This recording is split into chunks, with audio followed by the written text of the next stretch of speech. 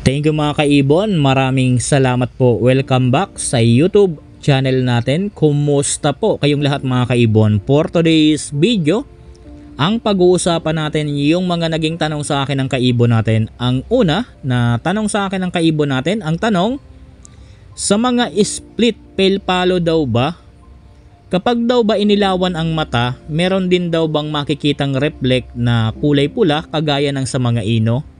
Mga kaibon, disclaimer lang, ang isi-share ko dito ay base lamang ito sa kaalaman ko at karanasan ko sa pag-aalaga ng mga ibon. Sa tanong, kapag ba inilawan natin yung mata ng mga split pale palo, meron ba tayong makikita na reflect na kulay pula kagaya ng sa mga split ino?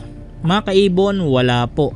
Wala po tayong makikita. Tanging ino lamang po ang makikitaan natin ng ganyan mga kaibon dahil po sa mga mata ng mga ino. Ang lutino at ang pale palo mga kaibon, pareho po yan red eye. Ngunit magkaiba po sila ng pangalan mga kaibon. Magkaiba po yan ng tawag yung mga mata po nila. Sa mga ino, ang tawag po sa mata ng mga ino, jelly eye. Pagdating naman po sa mga pale palo, ang tawag po sa mga mata ng pale, reddish maroon.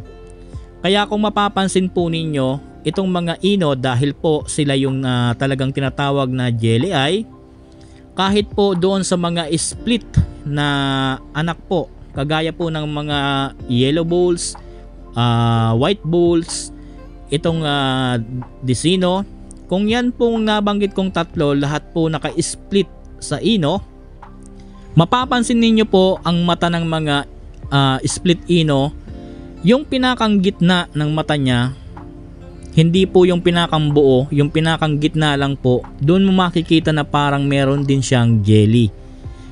Parang jelly eye din siya. Yun po ang nagre-reflect kapag po iniilawan yung mga mata ng mga ino.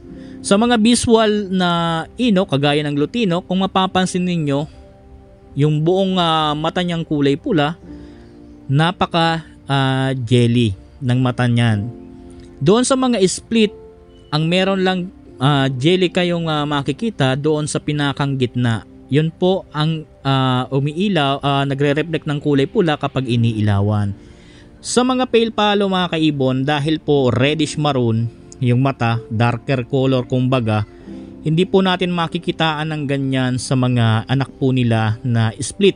Idagdag pa natin yung matingkad na kulay ng mga anak nila, hindi kagaya po doon sa mga ino na talagang solid color at halos tatlong klase lang ang kulay ng mga ino. Ikumpara natin sa reddish maroon na mata sa pale palo at isama natin yung pinaka darker color na balahibo, hindi po natin nakikita na nagkakaroon po ng reflect doon sa pinakang gitna rin ng mata niya kagaya ng sa ino. Saka po ang pinakang rason kung bakit talagang walang reflection, yun po ang sinasabi nila na darker color na mata, yung reddish maroon kumpara doon sa jelly eye ng mga ino. So mga kaibon, hindi po ko talaga totally eksperto sa pagpapaliwanag ng ganito. I-share ko lang talaga dito sa mga kaibon din natin at sa nagtanong yung konti kong nalalaman about dito sa mga mata ng ino at itong pale palo mga kaibon.